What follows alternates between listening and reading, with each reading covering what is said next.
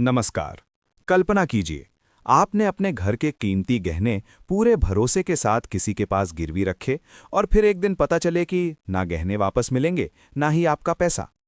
क्या आपके शहर में भी बिना ब्याज गोल्ड लोन के नाम पर ऐसा कोई खेल चल रहा है? आज हम जिस मामले की बात कर रहे हैं, उसने सैकड़ों परिवारों को आर्थिक ही नहीं, भावनात्मक रूप से भी झकझोर कर रख दिया है।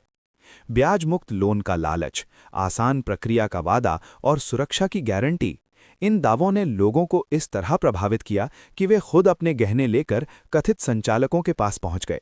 लेकिन यहीं से शुरू हुआ भरोसे के टूटने का सिलसिला और करोड़ों रुपए के कथित घोटाले की कहानी। ये मामला थालासेरी क्षेत्र से जुड़ा बताया जा रहा है।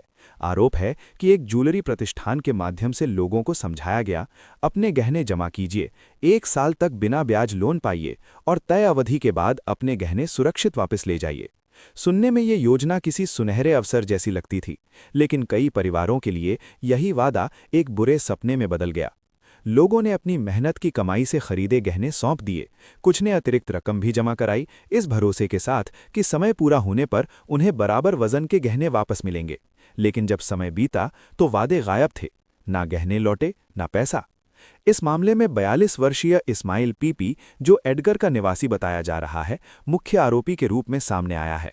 शिकायतें बढ़ने के बाद वो फरार हो गया, लेकिन बाद में पुलिस ने उसे कोच्चि से गिरफ्तार कर लिया।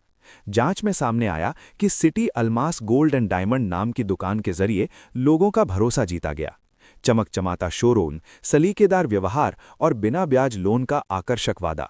धीरे धीरे लोगों का विश्वास मजबूत किया गया और फिर कथित तौर पर करोड़ों रुपए का लेनदेन शुरू हुआ। एक महिला की शिकायत ने इस पूरे मामले का पर्दाफाश किया। आरोप है कि उनसे लगभग 62.300 ग्राम सोना गिरवी रखवाया गया, बदले में 2500 रुपए का लोन देने की बात कही गई। इसके अतिरिक्त उनसे 1,25,000 रुपए और जमा करवाए गए, ये आश्वासन देकर कि अवधि पूरी होने पर उन्हें वही गहने या बराबर वजन के नए गहने दिए जाएंगे। लेकिन जब समय पूरा हुआ तो उनके हाथ खाली थे।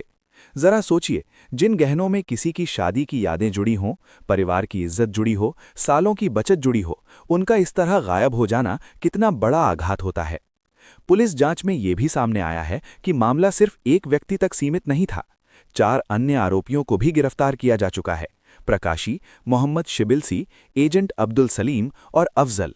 यानी ये कथित तौर पर एक संगठित गिरोह था, जो सुनियोजित तरीके से लोगों को निशाना बना रहा था।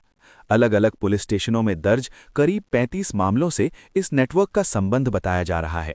कुल कथित ठगी की रकम लगभग 3 करोड़ रुपए आंकी गई है और जांच आगे बढ़ने पर यह आंकड़ा बढ़ भी सकता है। पुलिस अधिकारी पूरे नेटवर्क की कड़ियां जोड़ने में जुटे हैं। ये पता लगाया जा रहा है कि कितने लोग इस स्कीम के शिकार बने और कथित तौर पर ठगा गया पैसा कहां लगाया गया। लेकिन एक सवाल आज भी बना हुआ है, क्या गिरफ्तारी भर से पीड़ितों को उनका नुकसान वापस मिल पाएगा? इस घटना से हमें एक बड़ी सीख मिलती है। बिना ब्याज लोन, कम समय में ज्यादा फायदा और असाधारण रिटर्न के वादे, अक्सर ऐसे दावे जोखिम की घंटी साबित होते हैं। किसी भी स्कीम में गहने गिरवी रखने या बड़ी रकम निवेश करने से पहले उसकी कानूनी स्थिति, पंजीकरण और विश्वसनीयता की पूरी जांच करना बेहद जरूरी है। सिर्फ चमकदार दुकान, मीठी बातें और बड़े दावे ये सुरक्षा की गारंटी नहीं होते। अगर आपके आसपास भी ऐसी कोई योजना चल रही है तो सावधान रहें। अगर आप या आपका कोई परिचित ऐसे किसी ऑफर के बारे में सोच रहा है तो पहले पूरी जांच पड़ताल करें। याद रखिए, एक छोटी सी लापरवाही जिंदगी भर की कमाई को खतरे में डाल सकती है। इस जानकारी को ज्यादा से ज्यादा लोगों तक पहुंचाएं ताकि कोई और इस तरह की धोखाधड़ी का शिकार ना बने।